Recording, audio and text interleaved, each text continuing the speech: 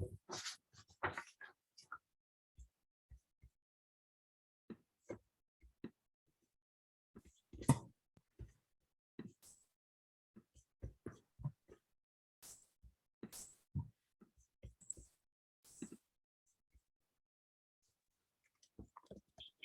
right, excellent. Let's just get started. We have 100 participants on the call. Seems like as good a number as any to kick us off.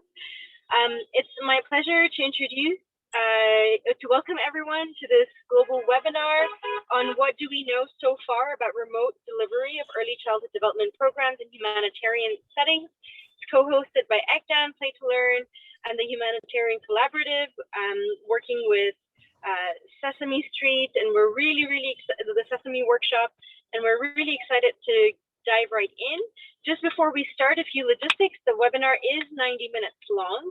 We'll have, at the beginning, we'll have panelists share their presentations and a Q&A. In order for the Q&A to work, what helps is if you submit your questions ahead of time as the presentations are going on in the Q&A chat, and reserve the chat area for introductions, sharing of resources. But if you put your questions in the chat, we will miss it. So please put them in the Q&A box. And without further ado, I'm just going to pass it off to Anjali, to Sherry, actually, to kick us off, and then over to Anjali for introductions. Thanks, everyone. Great. Thank you so much. I'm Sherry Weston, president of Sesame Workshop, and I want to thank EdCan for hosting this event. And thanks so much to everyone who's joined us today from around the world in this important conversation about what we know and what we're still learning about remote delivery of ECD programs in crisis and conflict affected settings. The COVID-19 pandemic has pushed the global ECD community to test ways to reach children remotely on a new scale. And we have all been learning as we go, generating new evidence to help us understand the best ways to deliver remote programs equitably. The technologies we use to deliver quality, playful ECD services remotely can help us solve many issues of access and reach, especially for hard to reach children who are on the move or living in conflict affected areas where in-person services are frequently disrupted. However, we know that we can't fully replace in-person programming with remote services. Young children and their families will always need direct service programs to meet their needs, especially in times of crisis. Because of that reality, it's critical that we understand how programs designed to reach children remotely can complement in-person services to support young children and families in as many ways as possible. I'm so grateful that our partners in the Play to Learn Consortium have joined us here today to share their knowledge from both research and practice. And we're especially grateful to the LEGO Foundation for their generous support. Combining global evidence with practical knowledge gained from work on the ground is essential. And today we're so fortunate to have the opportunity to hear from Lucy Bassett from the Batten School of Leadership and Public Policy at the University of Virginia, my alma mater, Diala Hajal and Lena Taroshian from the IRC, the International Rescue Committee, Duja Michael from New York University's Global Ties for Children, Shakila Yasmin from BRAC, and our own Carolina Casas and Anjali Shivshankar from Sesame Workshop. We hope today can be an opportunity for us all to learn from each other and hear about different approaches and models for using remote and in-person programs together to reach and support children in joyful, culturally relevant ways that can build their resilience, especially in conflict-affected settings. There'll be several opportunities during the next hour and a half for those of you listening to participate in the conversation, ask questions, and share your knowledge with us. So this can be an iterative conversation, and we really encourage you to do so. You know, as a member of EdCan's Executive Leadership Council, I've been so impressed at how effective this organization has been, both as a convener and a catalyst for collective action to support young children around the world. And I'm looking so forward to hearing the ideas generated today. And again, I want to thank EdCan for providing us with this opportunity to bring these partners together for this conversation. And I want to thank each and every one of you for taking the time to join us. And now I'm delighted to turn it over to Anjali. Thank you so much, Sherry. So while we get our slides up on the screen, and I'll invite Lucy Bassett to also turn on her video and be ready to present to us with the findings of a rapid review that we did to kick off this work. I wanted to do a little bit of an invitation to make sure that everyone knows where the Q&A box is at the bottom of the webinar screen. You should be able to see next to participants Q&A. Please do put your questions into that Q&A box. Not only can presenters respond to your questions in real time, but other people on this webinar can respond to each other's questions. And I really invite the entire community to share your experiences in that Q&A chat function. As Sherry said, we're gonna not only have Q&A during the whole time, but we'll be able to have Q&A at the end. And when we do our panelist discussion, we'll also have audience polling and engagement at that point. So I really encourage you to engage with us. We're excited to hear your thoughts, and I'm very excited to hand it over to Lucy Bassett to give us the findings from a rapid review that we did. Off to you, Lucy. Thank you so much, Anjali and Sherry, for the wonderful introduction. I'm thrilled that we have all these partners that you'll hear from today after I give a quick overview of findings from a rapid review. And again, thanks to the LEGO Foundation and Sesame Workshop for facilitating this work. And I want to acknowledge Charles Bradley and Sweta Shah, who worked on this research with me. Next. So I will quickly give you an overview of the purpose and methodology of this review, and then touch on our key findings in terms of reach, impact, and implementation, all of which will be kind of revisited with later speakers. So our aim was to review the best available evidence. You'll notice in the title of this presentation that it was sort of what we know so far. So we are looking at the best available evidence so far on remotely delivered ECD services, and we focused on children 3 to 6 and their caregivers. And the purpose was to gather information to inform future implementation and ongoing exploration and research. Next. So we did this in 3 steps. First was identifying the available evidence.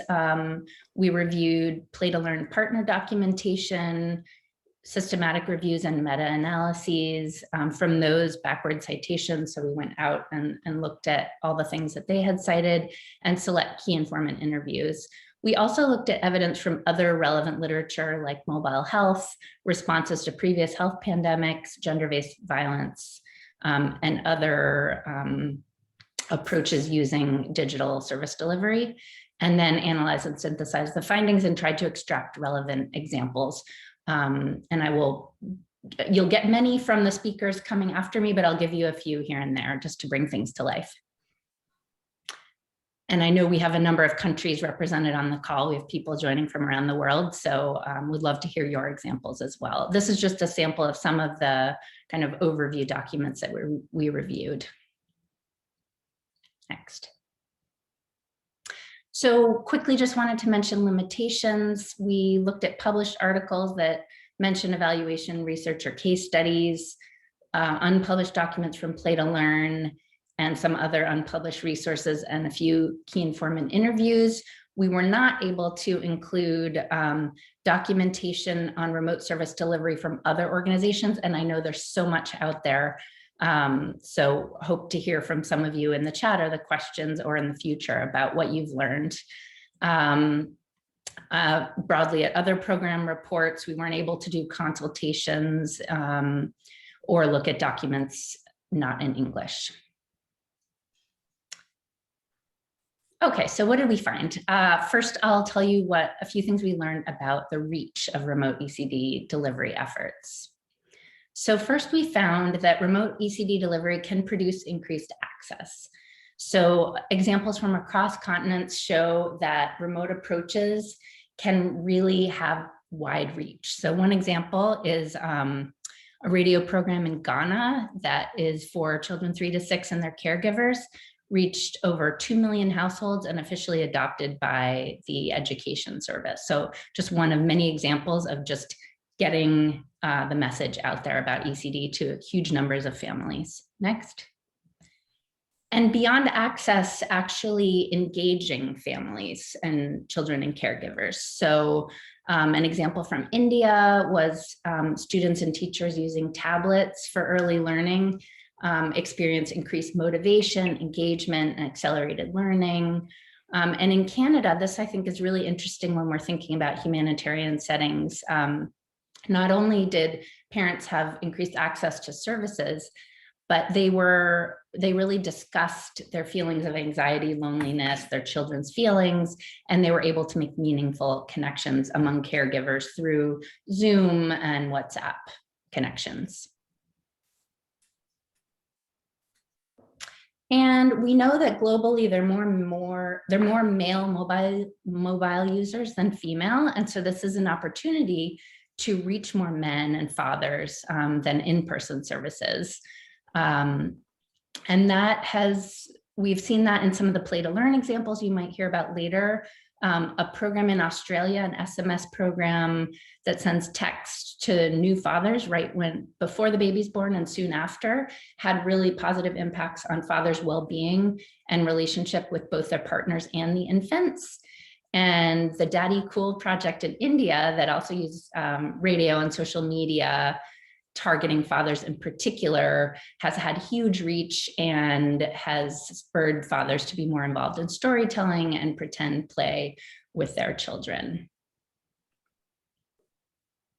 At the same time as those potential benefits with remote service delivery, it's important to acknowledge that these approaches can exacerbate existing inequalities.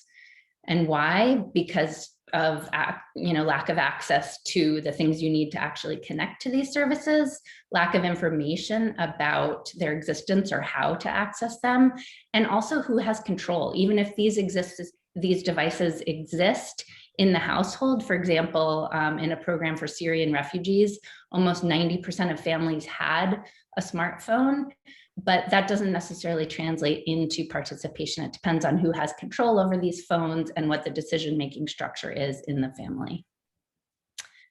So that's a little bit about Reach. And now I want to touch on some of the impacts we found on what these approaches can do. So one is, importantly, increased knowledge and capacity for the adult. So with young kids, we know that adults play a critical role in scaffolding their learning and supporting their development, whether it's facilitators, teachers, caregivers. And so there are numerous, there's a fair amount of evidence about remote delivery approaches supporting adults. And one example here, there are very few comparisons of in-person, the exact same thing happening in person and remotely, but one example is in Nigeria, a cash transfer program that gave parent information, and they found a really similar absorption of messages, whether parents receive this by text or radio or in person. And beyond that, we've seen improved caregiver responsiveness and interaction with children. So not just knowledge and capacity, but also the degree to which they play with children, engage in their learning, or support health behaviors. So in Guatemala, this is a program for younger kids actually, but radio drama that included voice and text messages led to more caregivers playing with their children. And in India, access to digital books through cell phones improved reading among parents and young children. We've also seen impacts on kids themselves, on child outcomes. Next slide. And this ranges from literacy and numeracy outcomes, socio-emotional skills, and health and nutrition outcomes. So a few examples here: Sierra Leone, better literacy and numeracy outcomes from a blended radio and face-to-face program during the Ebola crisis. We looked at a number of examples from the US, and there are some great texting programs for preschool families that have led to better literacy outcomes. And in Colombia, working with Venezuelan refugees and Colombian host communities with a kind of blended approach resulted in better emotional regulation skills. Next. And now this is the part I find really interesting, is what do we learn about implementation? So we know we can have some expanded reach, although there are risks about equity. we know that there's at least potential for some great impacts for caregivers and kids, but how do we actually do it? So as Sherry mentioned earlier, our takeaway, and I think probably most of you came in thinking that remote ECD best complements in-person services and can work best when we use multiple modalities with content that targets multiple family members. So this would be a combination of low tech, no tech, high tech approaches. And some of the examples I gave were those multiple modalities, whether it's some take-home materials for families combined with radio and texting. And a multiple modality approach is helpful. It can support different learning styles and improve learning outcomes. It can engage older and younger siblings who are home all at the same time and have different needs. And importantly, provide psychosocial support to caregivers as well as practitioners. So it can really meet the needs of the whole family. Next. It's important, of course, to use pedagogies appropriate to learners' needs. So this means thinking about who the target audience is. And one-way methods can work, like TV or radio, for adults who can absorb more abstract information. Kids, we know, need to engage with peers and adults to learn. They learn through play. They practice and apply new knowledge. So two-way communication or having some in-person support with them as they're listening to the radio can help them with their learning the best. Next.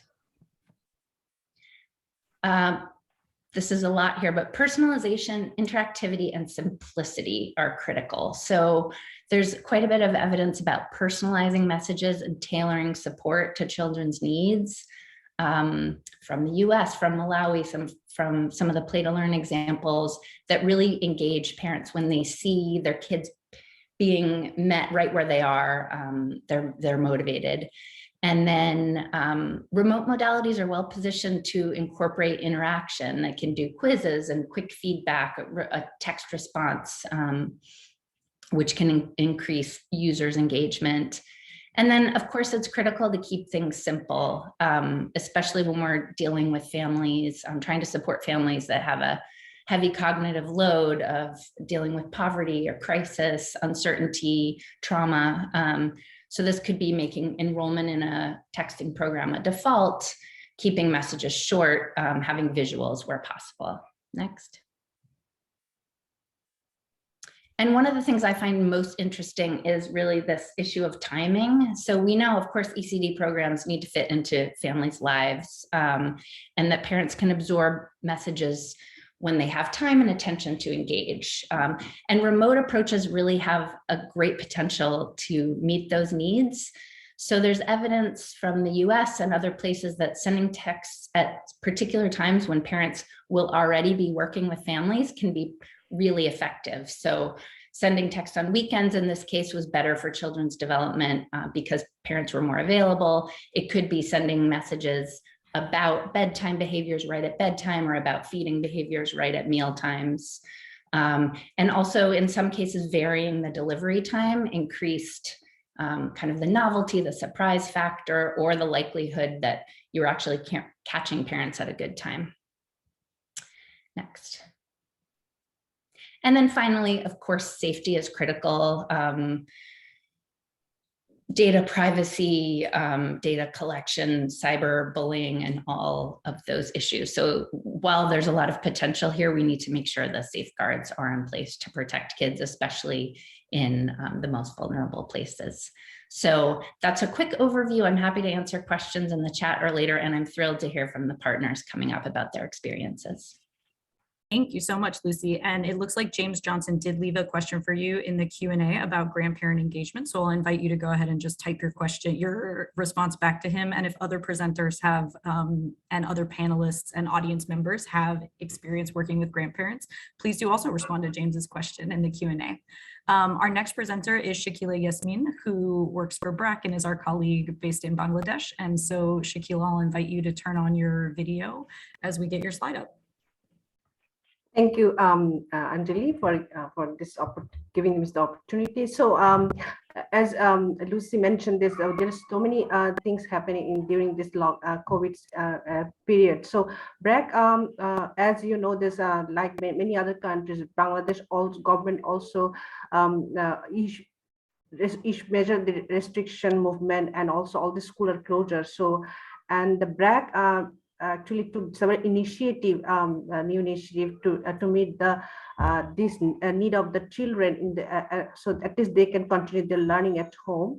So what the BRAC actually did, they actually do the very quick situation analysis, what's available in the community, what kind of support they have, and or for example the devices or mobile phone or any other options and radio. So we took this the very easy is commonly found. This is a mobile phone is feature phone is available, and based on this availability and also the need of the community, this what kind of need they have, this for example mental health issues and child engagement issues, child development issues.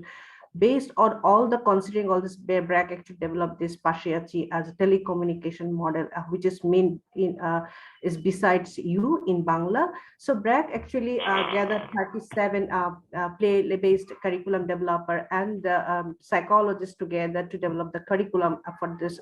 Actually, we have the curriculum before, so we took some of the component which is very relevant to telecommunication modality. So we designed this play-based telecommunication based model for the young children and the caregivers. It has had two parts actually. The one is counseling, another was tele-learning. So tele-counseling basically is focused on caregiver mental health and well-being, and the second part is children's learning and development as well as well-being. Next slide, please. So Pashiachi is a low-tech remote learning mechanism I mentioned earlier. It's a 20 minutes call weekly. So 10 minutes for mothers and 10 minutes for caregiver. Using the picture, this Rohingya mothers, they actually received the call from this our play leaders, which is a facilitator, over the phone. Thank you. Sorry, next slide, please. So when we how we trained our frontliners, so we follow the very cascade models, which is all the 37 pairs of this expert trained the field trainers, and the field trainers actually train our play leaders and the volunteers, and they actually provide the calls to the mothers over the phone. Next slide, please.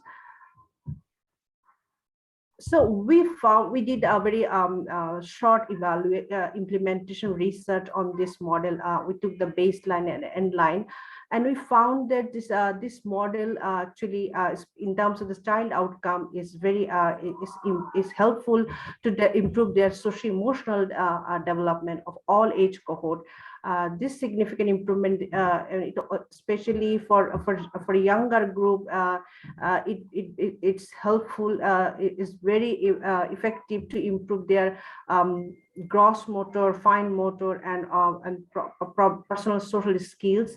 It also showed that there's some communication skills improved, especially the younger cohort, especially 0 to 4 years. It's very effective, and it very helpful for the improvement in the development domains. For older group, one thing we found that this because this older group, they need more space for play, and they are locked in the home, so it's difficult to do some physical play activity. I think maybe this is one of the reason it doesn't show very improvement in the physical and other development, but socio-emotional development is significantly improved over the period of time. Similarly, in the host community also found a similar kind of improvement in their development. Next slide, please. So caregiver outcome, as we mentioned earlier, that this model is basically focused on caregiver and children. So we took some measure from parents. It shows this improved mother's knowledge about ECD, mental health, and play, learning through play. So it helped to improve their knowledge. It also changed their attitude towards the play and gender equity. Play is for all, and there is no difference in terms of the play materials. It also showed there's some, we actually try to measure this engagement and interactive practice of the mothers with their children, for example, play with the children and story and tell rhymes, all these things. So it shows that the findings show this, it's increased, that their practice increased over the period of time. There's another things we actually measure the self-care for this well-being, and it also shows a significant improvement in all the models. Even we also took some we measured this mother's mental health issues using the PHQ-9, and it shows this improvement from baseline to end line. Similarly, we took this opportunity to take some measures from the facilitators outcome things, and it shows us their knowledge improve over after this the training as well as this interventions. So what we learn from this project and this one thing is when we design this model, we involve the community. So communities active participation is very important, but they have, because of what we are doing is for them, but they knows better than us. So we always involve the parents, always involve the community.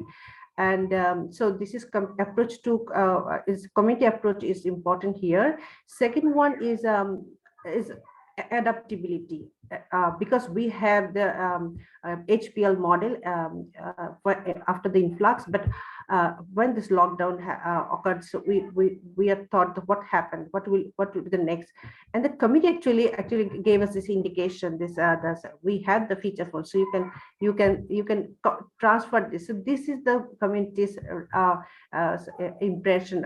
It gives the notions we can do this thing. So we adopt this model, we convert this HPL to remote modality. This is another important learning we have this. The third one is adaptability of all the monitoring and research tools. We adapted all the tools for monitoring or research. We adapted for telecommunication modalities. So this is another learning. So I think that's all from my side. If you have any question, I'll love to answer those things. Thank you. Thank you so much, Shakila. And it looks like in the Q&A, Namrata and Corey left you a couple of questions. So if you could go ahead and type your answer. Chris also left a really important question that talks about tech capacity and also tech phobia. So I invite both our panelists and the audience members to share their experiences in the Q&A box. So next, I think I'll hand it over to Lina Tarosian and Diala Hajel from IRC in Lebanon. And Diala and Lina are coming back from a field visit. So we're excited to hear their experiences.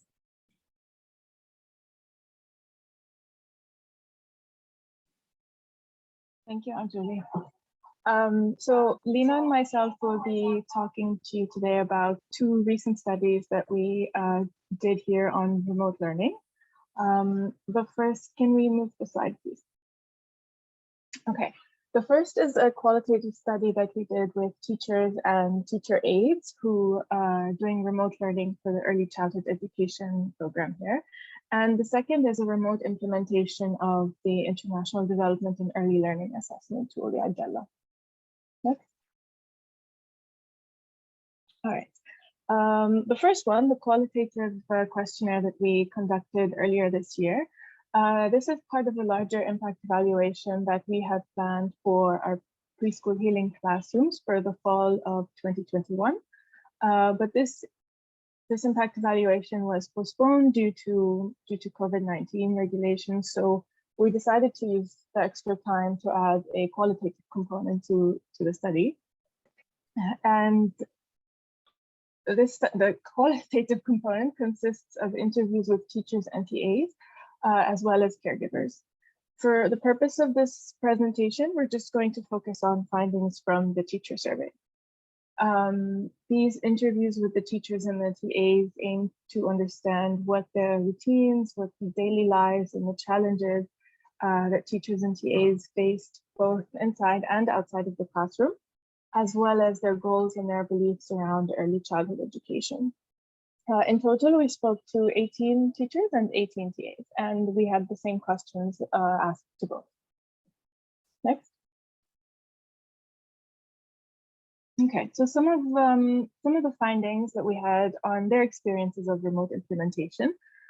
In the first place, there were some concerns about the effectiveness of remote teaching. Teachers and TAs had to adjust to this new mechanism for the first time and learning new features. So they were worried about how well they're able to get through to the child or not, and being able to tell whether the child is actually understanding them or not.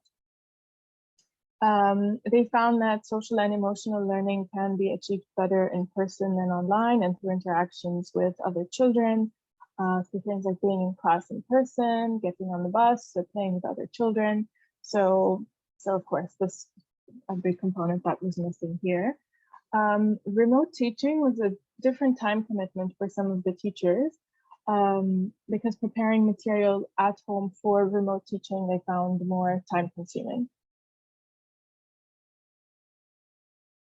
The children themselves also had to learn to adjust to using new features on the phone in order to learn on it, so listening to voice notes or watching videos, and they had to do all of this without the supervision of a teacher. So the teachers had to trust that the children, are able to use the phone. But despite a lot of these challenges, one teacher highlighted an interesting point, which was that the caregivers themselves, because they were involved in the learning process during the small duo, ended up learning how to better interact with their children, which is a very positive finding. Can we move to the next one? Okay, and on that same point, there was also a concern that among teachers and teachers' aides about continuing to engage the caregivers. Because the caregiver was now a sort of mediator in the educational process, it was very important to have their interests, to have them interested in the process, of course, and for them to have the skills. So for the teachers, this was sort of an added pressure of keeping them engaged in order to avoid dropout amongst children.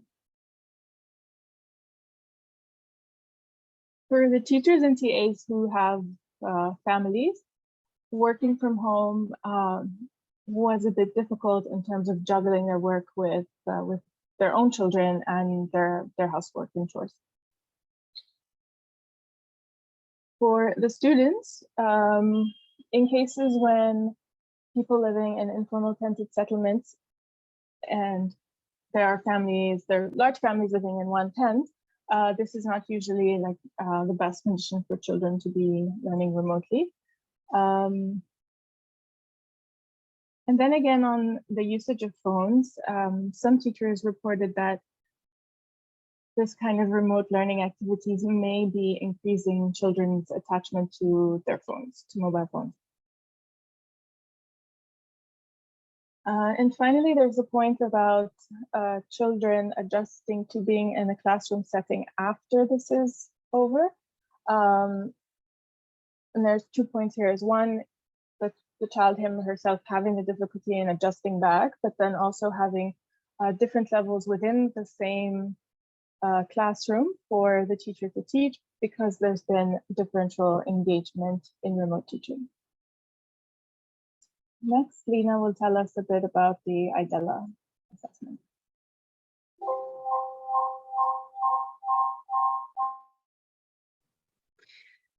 Okay.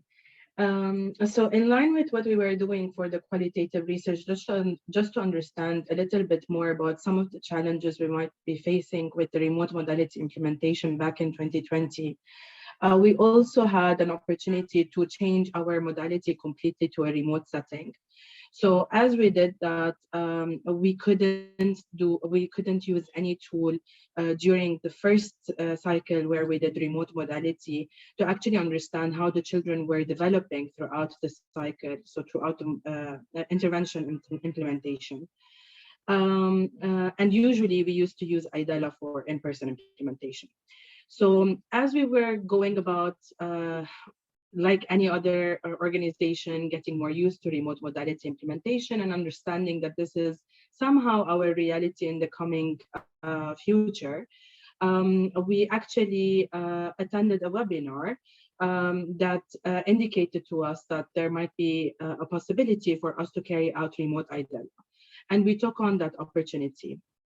For those who are not familiar with IDELA, it's a tool that basically measures early learning, early numeracy, motor skills, social emotional skills, and executive functions of children aged 3.5 to 6.5 years old. And the one that gets carried out directly with children in person is usually consists of 24 items within the tool itself. Next slide, please. So basically, this is why, along with our partners, NYU Global Ties, we realized that there is an opportunity here. And we got inspired by a webinar that we attended that was led by Save the Children, where IDELA remotely was being piloted. We took on that opportunity to actually try it out as well in our own modality. And that was basically where we started to really determine how we're going to carry this out in a full remote fashion. And then because of the fact that this was remote modality, we realized that we'll need to go back to the tool itself, go over question by question, and really determine what can and cannot be implemented remotely. Next slide, please. So basically, as we did this adaptation process to move to a remote modality, we went down from 24 items to 21 items. Specifically, things that were removed were items that could have been changed into an application process or a simple activity, let's say, that caregivers can just click on over WhatsApp and for their children to do the puzzle, for example, online. But we realized that the caregivers and the children that we had within our communities didn't really know how to use technology. So that is why one of the items that were removed, for example, was the puzzle. There are also things that we removed because we felt that it will be difficult for the facilitator who is carrying out the tool over WhatsApp to really determine whether the child can do such activities or not. They were mainly motor skills, such as touching the head or the legs, so it wasn't really clear on how that was being carried out over WhatsApp call, video call. Another thing that we removed was, for example, folding the paper exercise, and then things such as the storybook activity, where we would have to ask the child to pinpoint to us things on the book. It felt that it's going to be difficult for us to do that remotely, so that was one of the items that we were removed. So eventually we ended up with a 21 item remote IDELA tool that we tried out as a measurement pilot as part of our research approach. Next slide, please. So something as well that we took into account is how to shift everything in terms of data collection from an in-person modality to remote modality. Basically, in the in-person modality, this is where we get the chance as facilitators of the tool to actually sit down with the child, go over the tool together. So we'll do the activity together with the child and then document what we're observing. And then, of course, throughout the process, we cannot involve the child without a caregiver consent. So after this takes place after the consent of the caregiver. However, the caregiver is not involved at all in the in-person IDELA data collection process.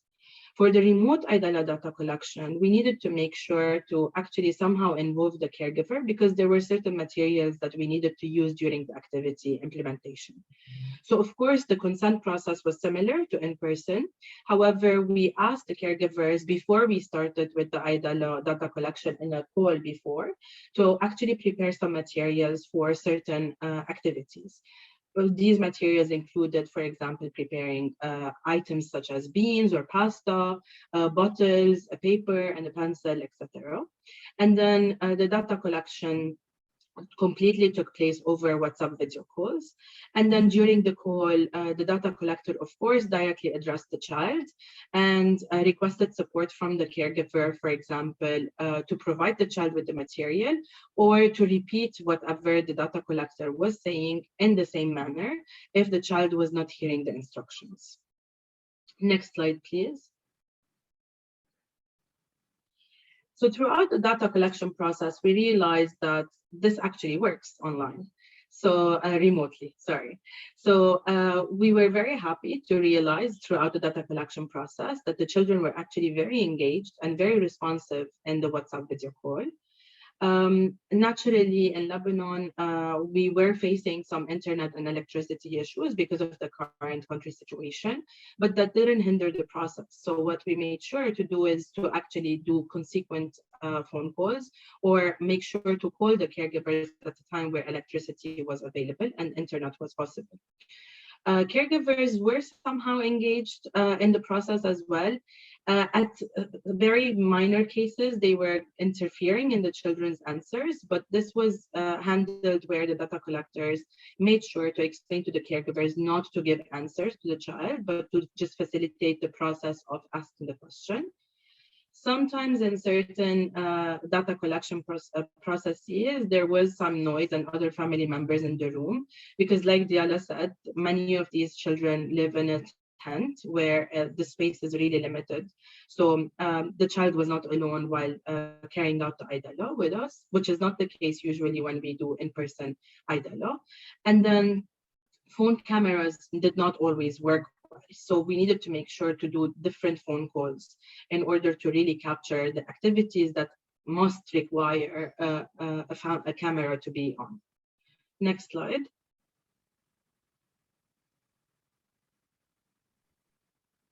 That's it from our side.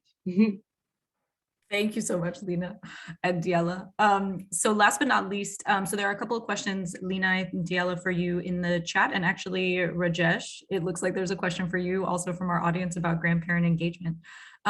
So last but not least, we have Carolina Casas, who is going to present to us on a remote program that is currently running, and she is coming to us from Colombia this morning. So Carolina, off to you. Thank you, Anjali. So if we could move to the next slide. Well, hello, everybody. I'm going to present to you on a program that just wrapped up about a couple of weeks ago, in which well, actually, we can go to the next slide.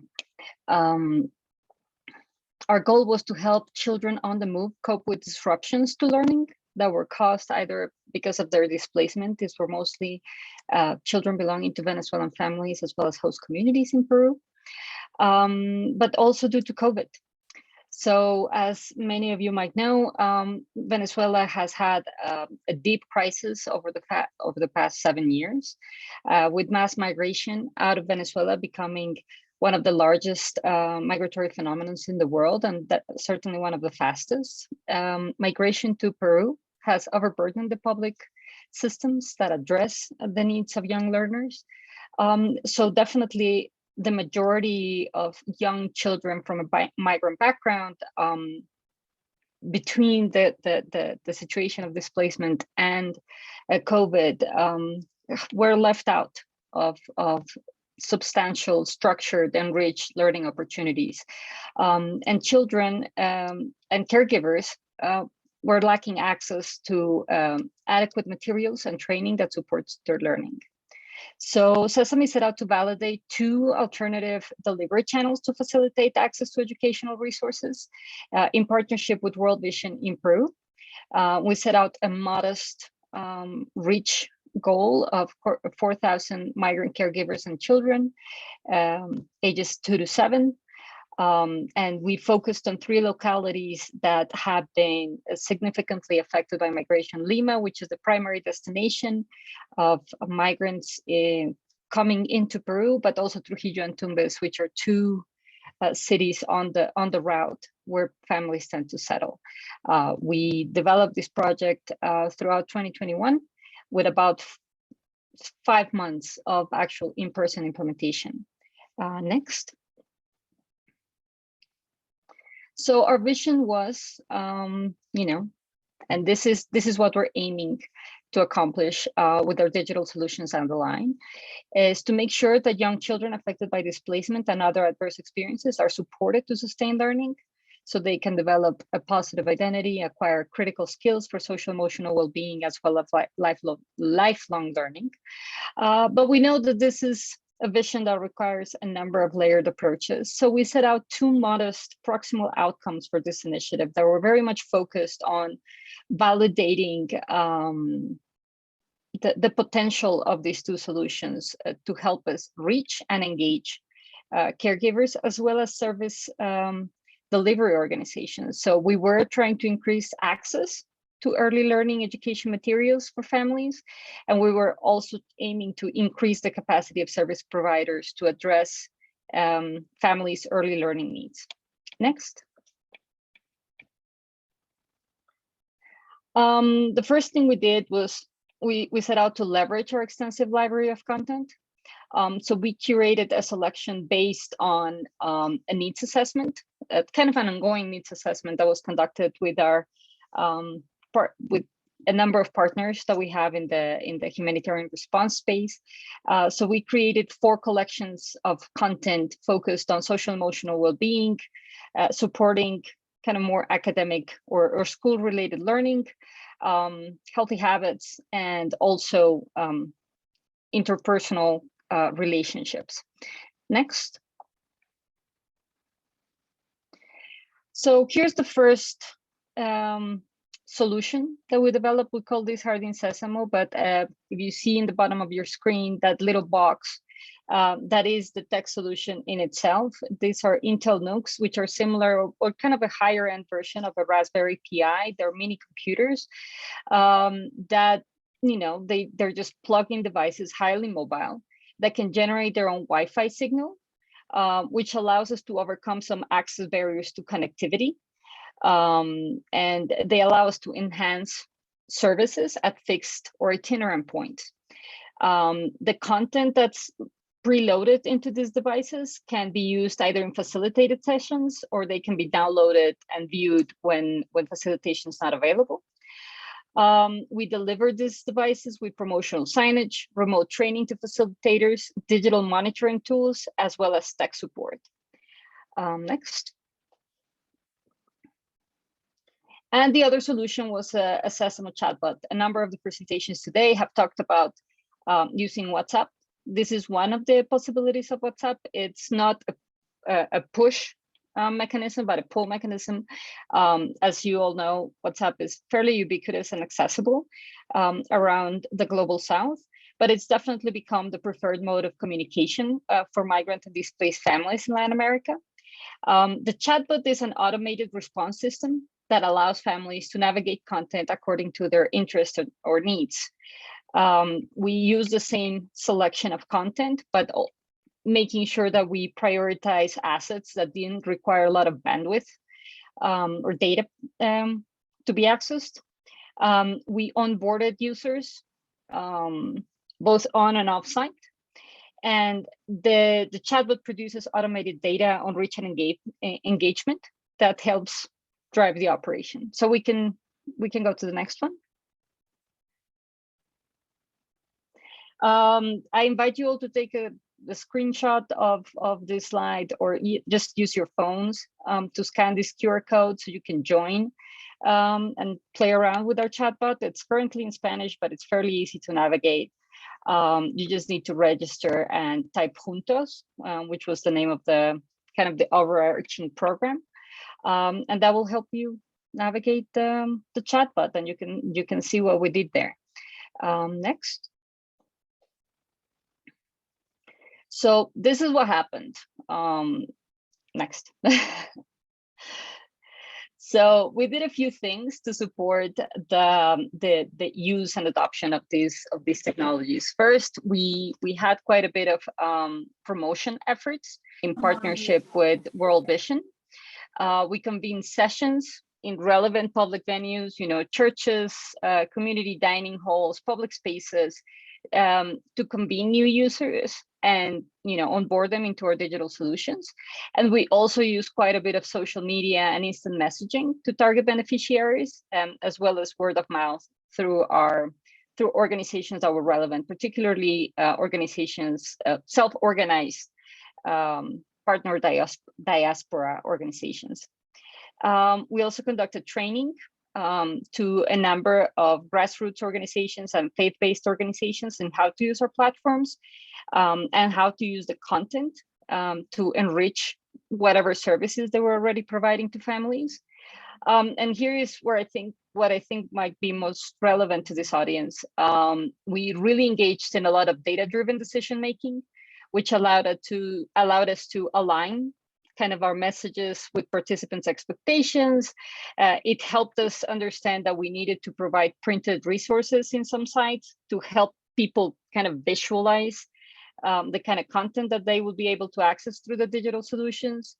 It helped us simplify the navigation of the chatbot, for example, respond to the preference in terms of formats of assets.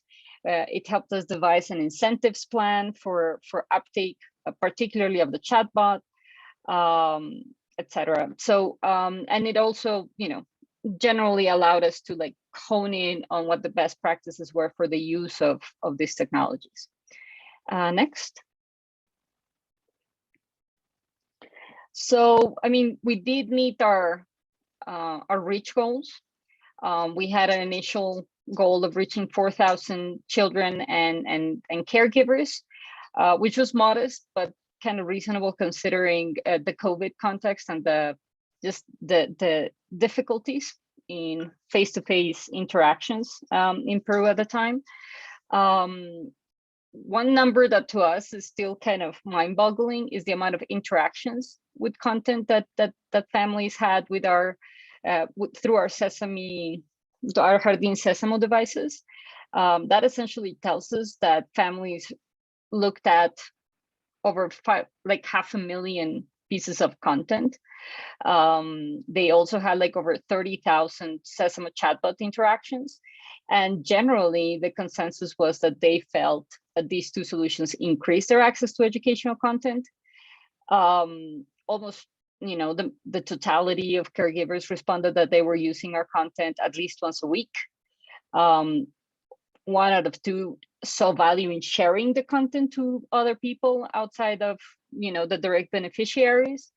And we got a 4.8 out of 5 score on the quality and relevance of our learning materials, which was gathered through an independent perception study. Next.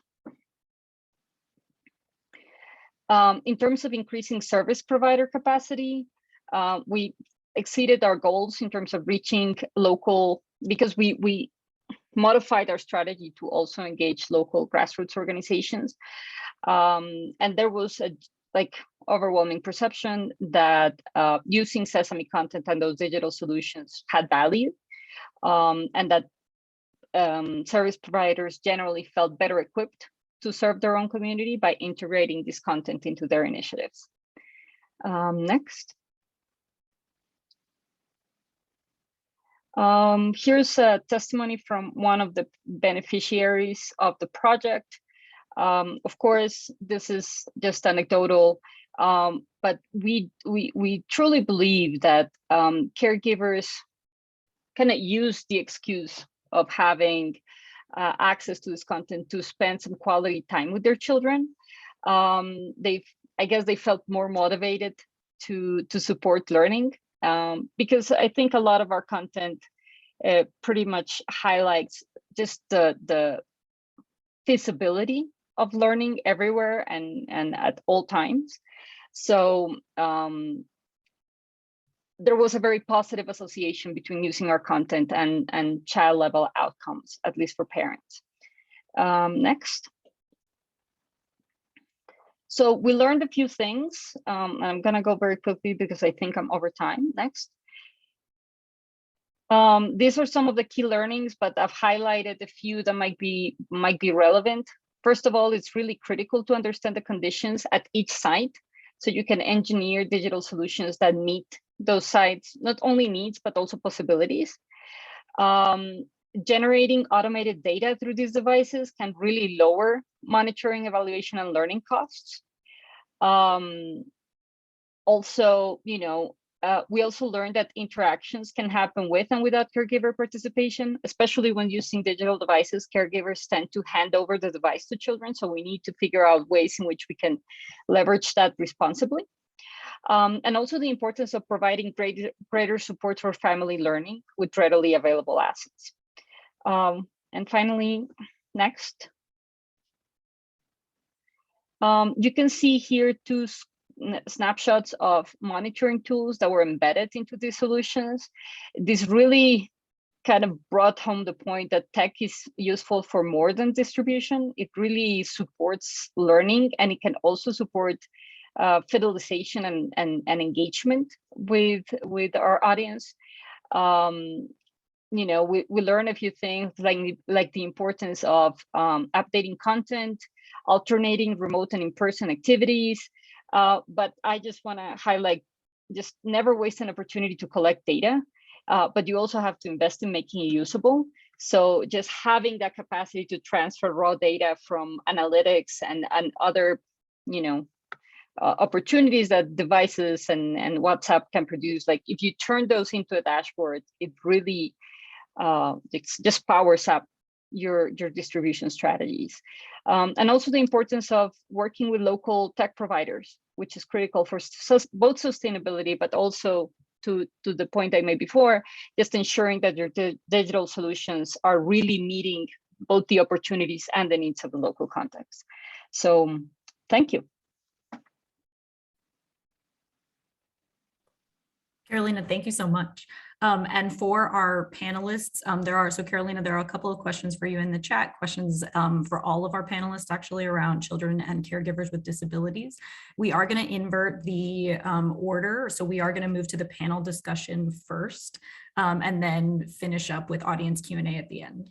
So for our panel discussion, we wanted to have a little bit of a conversation both with our audience and with our presenters. And so we're going to use Menti to have people share their thoughts with us. So while my colleague Sam gets that up on the screen, I'll ask everyone in the audience to go to www.menti.com. It should be visible at the top of your screen there, and type in that code. The code is 97792195. And so we're going to do a little practice with Menti before we get into the discussion. So when you log into Menti in your browser or on your phone, you should see this first question. What words come to mind when you think of the needs that remotely delivered ECD services can address in humanitarian settings? So when you get there, this is how we're going to do our test. Put in the words that come to your mind, and we'll make sure that that's working for everybody.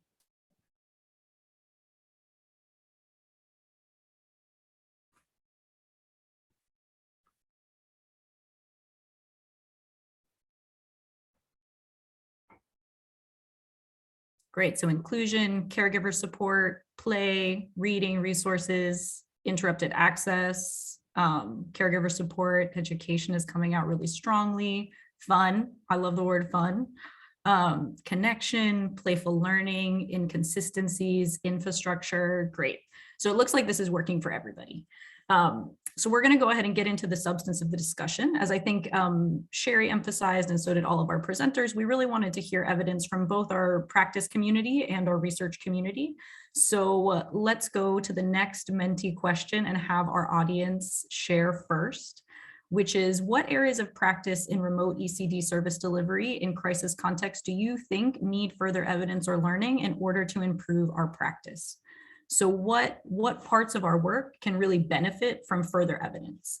Go ahead and put your thoughts in the chat, and I'll invite Carolina and Shakila actually to turn on their cameras, as they'll be our panelists to respond to this question.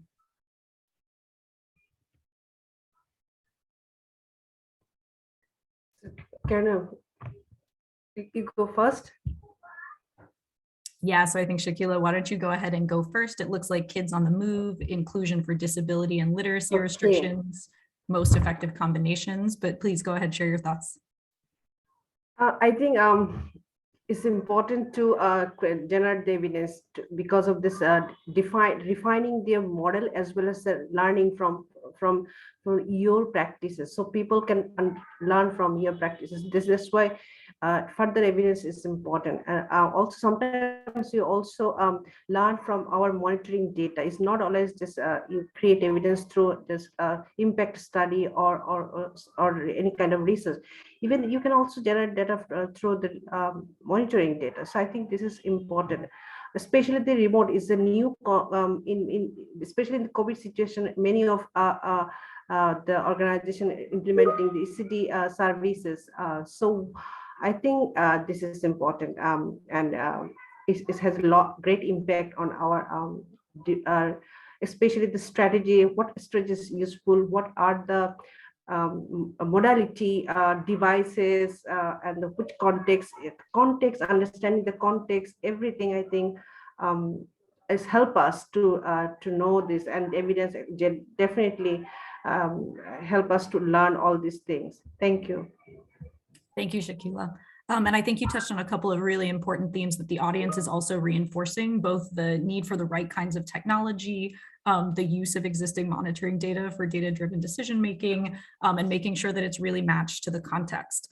So Carolina, one of the audience inputs was kids on the move. And so I'd love to invite you to share a little bit more about, particularly for that population that you work with, where do you think we could really benefit from more evidence and learning? Well, I mean, this is a population that is kind of well known to be hard to track and monitor just because of their high mobility. But technology is actually giving us an opportunity to track them. One of the things that's really amazing about WhatsApp as a technology is that people can keep their number even if they change devices. So we're seeing, because that's one way in which people can sustain engagement with their loved ones, with their contacts, etc. So that means that we can follow people throughout like very long and kind of volatile journeys. We've learned how to push surveys, which allows us to like have kind of real-time data in terms of how they're interacting with the content, what their needs are, what their preferences are in terms of content, types of content, themes. I mean, it's just the possibilities are really boundless. And we're actually looking into ways in which we can get responses from children as well. There are some new developments on like, using voice rather than text, using like buttons instead of numbers for menus, which really allows us to reach both children and population with low literacy or, some form of disability. So I mean, there's really a lot that can be done, not just about assessing the relevance of those technologies, but like how we can use those technologies to collect data, which is, I think you can see my enthusiasm. I think just the massive amounts of data that you can produce through some of these experiences is just, it like unlocks a door. I feel like for a lot of us that are used to delivering content and strategies, is just like we're kind of hoping for the best, and then we get summative evaluations that tell us towards the end, like, well, yes, you kind of did it. But this allows us to like see kind of the day by day of a program's implementation and rollout, and like really be gathering feedback that helps you tune your messages, your distribution strategies, etc. So, I mean, definitely just making sure that we prioritize families on the move as a focus in terms of remote ECD service delivery, just because the technology now allows us to do it. But I also would love to read a little bit more about the kind of at-home interactions that digital kind of strategies can produce. I feel like there's a lot there that we might not be capturing, because I mean we're so concerned with learning outcomes and school readiness and all these other things, but like I do feel that this is tapping into the potential to develop more supportive relationships and kind of unlocking the home as a learning environment. Thank you so much, Carolina. I think, so I want to move on then to the question of equity, because I think both Shakila and Carolina and the audience actually have raised quite a few important points about making sure that we are reaching the most vulnerable in crisis and conflict affected settings. So I want to first turn to the audience and invite you guys to respond to this poll. So if our goal is to achieve equitable access, reach, and outcomes for kids and their family, what are the 3 most important things that we need to do? So you should be able to pick 3 of those options below in the Mentee. And if the option that you think is the most important isn't represented, I invite you to go ahead and put it in the chat. And in the meantime, while our audience is responding, I'll invite Lina, Diala, Duja, and Carolina actually to turn their videos on.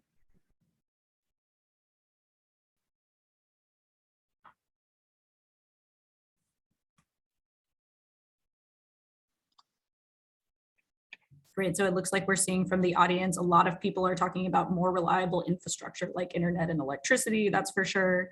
Design features specifically tailored to hard to reach children. One person so far with policy changes or mandates. So let me turn it over first to Lina and Diala to give us your thoughts on what do you think are the most important things we need to be thinking about if equity is our goal?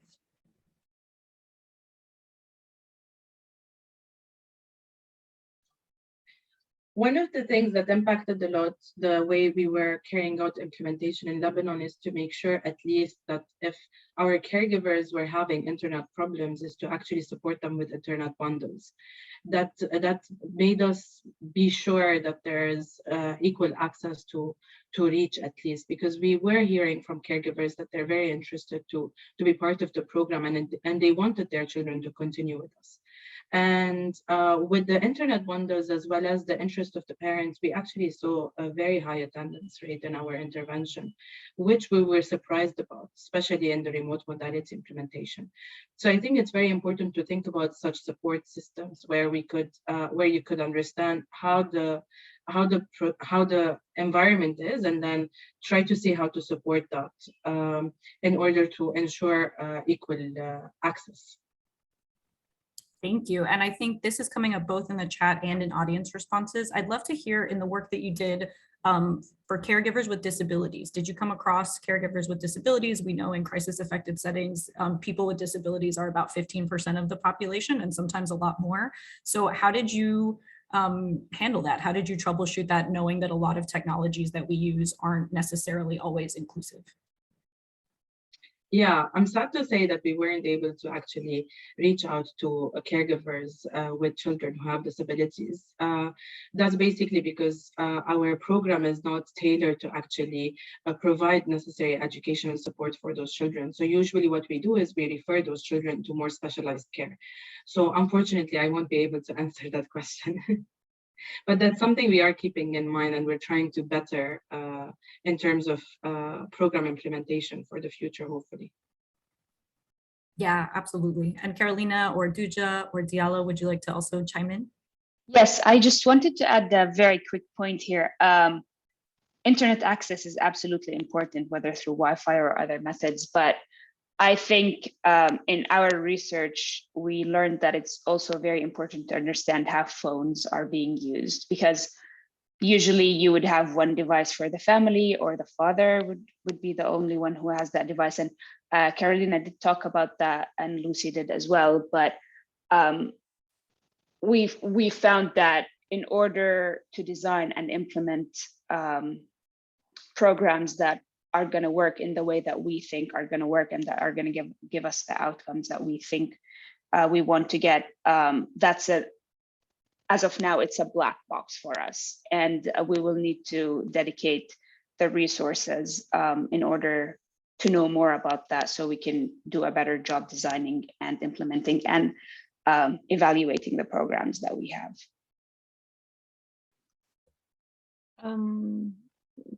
I feel that technology allows us to have more delivery mechanisms than we've had in the past, which tends to make it easier to include, this is going to be redundant, like an inclusion focus. When you can use both video, text, audio capabilities into your delivery and allow people to like use content and strategies at their own pace, you are actually supporting a wider range of learners than you do when you use just the one strategy. So I think, at least on our end, the big takeaway in terms of, I mean, yes, equitable access, there are things that we can and we can't control, but like equitable outcomes, the more we use, like, let's say, universal design for learning into our content, and we make sure that we follow those parameters for distribution, I think we're casting a much wider net that not only includes people that have been traditionally excluded, but that actually supports learning for everybody in more effective ways. Yeah, exactly, Carolina. And I think there's something interesting to explore there in terms of how we use multiple modalities for the purposes of equitable outcomes and how we kind of integrate that with the universal design for learning plans and features. So Lucy, I know that you had also wanted to comment on this, so I wanted to invite you to turn on your camera and share your thoughts.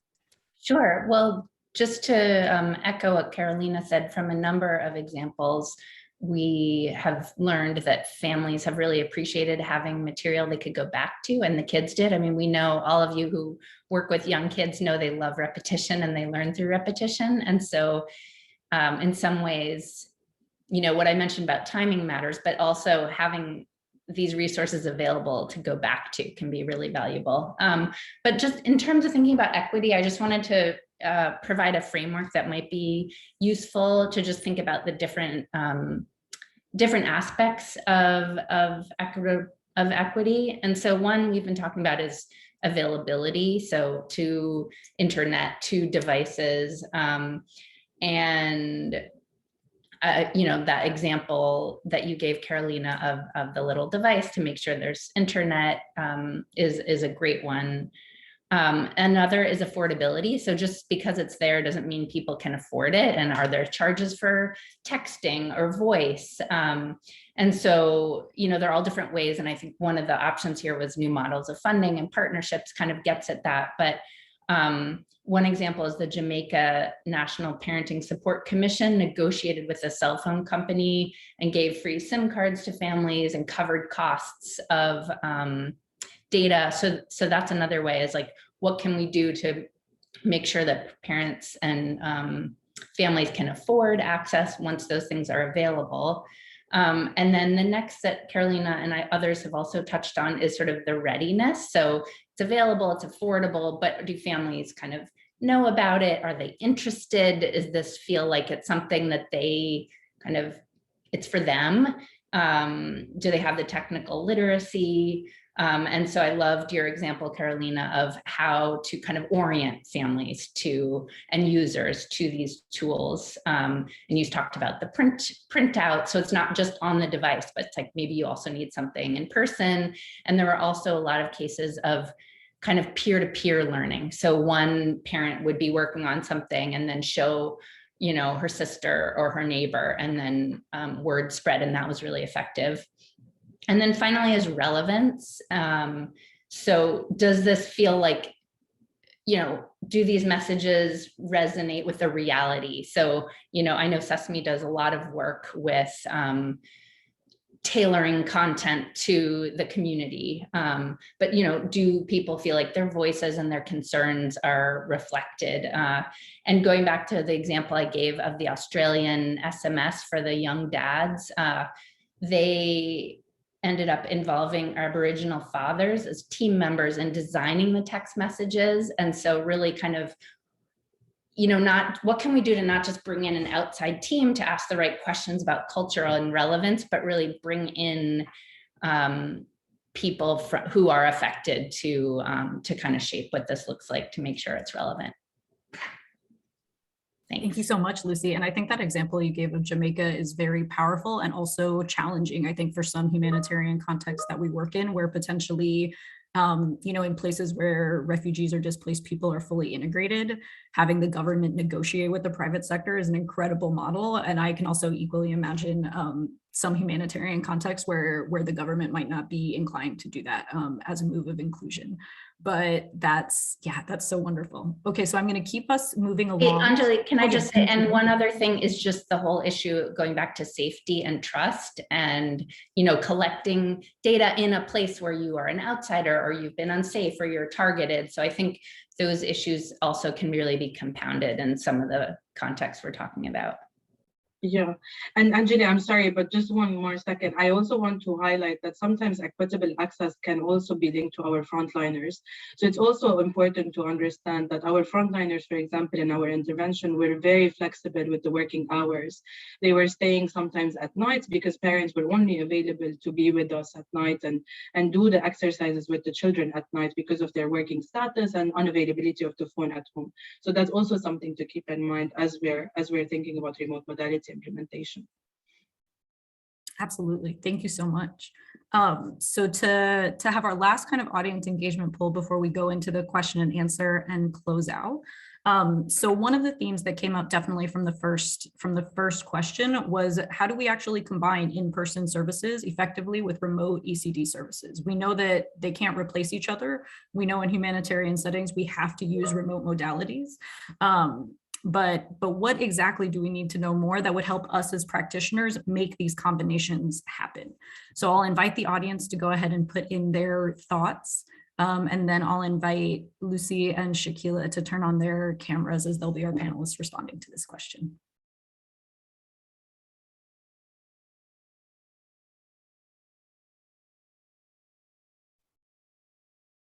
Asking caregivers what works best for them. Such an important theme that I think all of our panelists have talked about.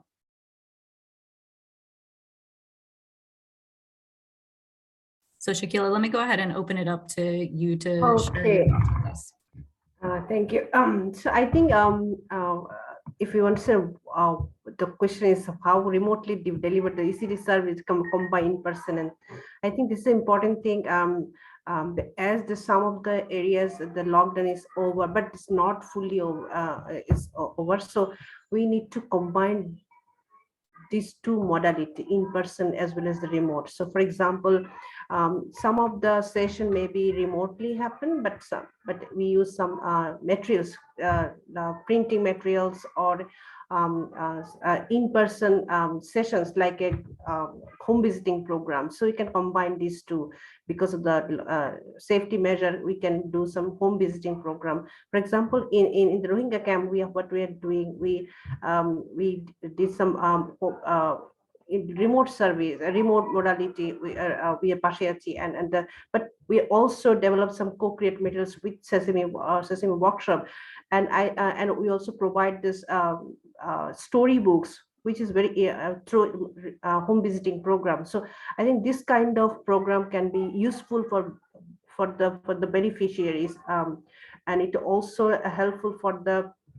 I mean, also it's difficult to listen. There's so many because they are not used to, and technology is also an issue because it is not possible to find everywhere this WhatsApp or other things. So low tech is another issue. So if all consider all those things, I think hybrid or a combination is a good options. I think. Thank you. Thank you so much. And it looks like a lot of the audience is reiterating, I think, Shakila, some of the points you brought up, right? Like what's the time that caregivers have to actually engage with multiple modalities? What are the modalities they like best? What motivates them? How do we reinforce or offer consistency and content across them? So that's wonderful. So I wanted to see, Shakila, did you want to come back in? No, this one thing what I just mentioned this, ask the community of caregiver. This is very important part. Just ask them what is the best suitable for them, because this program is for them. So this is very important. Ask the community, ask the parents, what is the best fit for them. Thank you. Great. So Lucy, I'll let you have the last word before we move into Q&A, and we want to make sure we have about 10 minutes. Sure. Basically, I really appreciate all these great ideas and hard questions we don't know all the answers to. I guess two things I would just highlight are going back to the simplicity and recognizing that families are bombarded with messages about so many things and have so many concerns. One of course, their children are a huge concern, but So I think thinking about what is kind of keeping it minimal and what is the most important, and also recognizing this overlay of different messages. So to whatever degree there can be coordination with other communication about other services and access, which we know is a huge challenge. And then also this idea that Carolina mentioned about getting information to make rapid shifts. And of course, that's something we want to do in in-person programming as well, but especially in contexts where conditions may be changing rapidly or people are on the move in different places with different challenges. I think we have a real opportunity to meet those needs, in particular, if we use data that we can collect remotely. Looking forward to the questions. Yeah, thank you so much. So I am going to turn it over to my colleague Shekufe from ECDAN, who is going to facilitate our last audience Q&A and close us out. So I'll thank all of our panelists for both your presentations and your conversation. There is one last audience question in the Menti, which is just where you think this conversation should continue. We won't share the screen on this one. We'll hand it over to Q&A, but please do put in your thoughts because we're eager to connect with, we know we're not the only ones thinking about these questions. So Shekufe, off to you. Thank you, Anjali. So can I request all the panelists to come on screen? And because we have about 10 minutes, what we're going to do is we're going to have a rapid question round. There are 5 audience members that have been allowed to speak. We'll hear questions from all 5 audience members, and the panelists, your challenge will be to pick 1 or maximum 2 questions that you want to answer, and then we'll hear from all the panelists in a rapid fire way. And your answers cannot be long-winded. They have to be really brief and to the point. Okay, let's begin. So 5 people have been selected to be able to speak. When I call out your name, please introduce yourself. Tell me what organization you work for. Tell me where you're calling in from, and no commentary. Just ask me your question directly, okay? Let's hear from Abhishek Latawa. Abhishek, are you there with us? Yes. Hello. Good evening. Hi, Abhishek. Actually, I'm suffering from a very bad throat. That's why I typed my question. Can you please take it up from the screen? Sure. Oh, I'm so sorry. Okay, Abhishek, I'll read it to you. In the meanwhile, let me go to Emil Jivram. Emil Jivram, are you with us?